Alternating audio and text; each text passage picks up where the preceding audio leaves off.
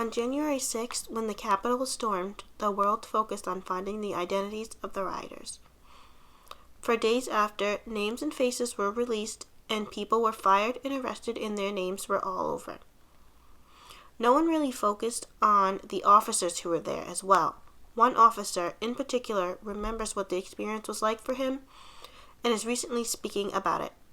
Officer Harry Dunn is a black man who says racial slurs were hurled at him as the rioters stormed past him into the Capitol. He wasn't the only black person there that day to experience it, but he is, as of now, the only one to speak out. He says, "So many people, for whatever reason, aren't talking. I just want to give a voice for us."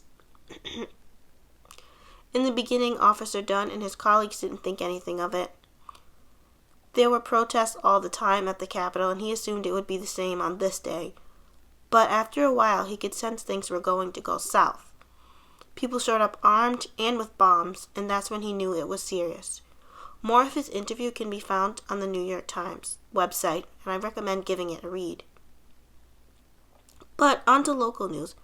In a previous video, I mentioned the local Rhode Island special elections that were coming up, but I wanted to mention again as the date is getting closer. Just to refresh your memory, the special election is March 2nd, which is coming up soon. The ballot will not have any candidates to vote for, but it will have 7 questions to vote yes or no on. The questions surround topics such as education, environmental issues, and statewide infrastructure. If you are interested in having say in where the budget goes, make sure you get out to vote March 2nd. And speaking of voting, Rick's 2021 Leadership Awards are taking nominations.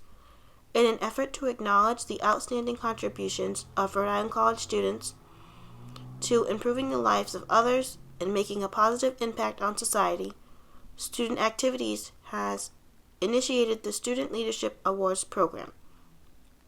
There are 6 awards for individual students and 1 for an organization.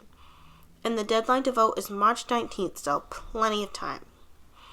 If you know any RIC students or organizations who deserve to be recognized for their leadership and contributions to their community, please don't hesitate to nominate them. I'm Kwana, and thank you for watching Anchor TV.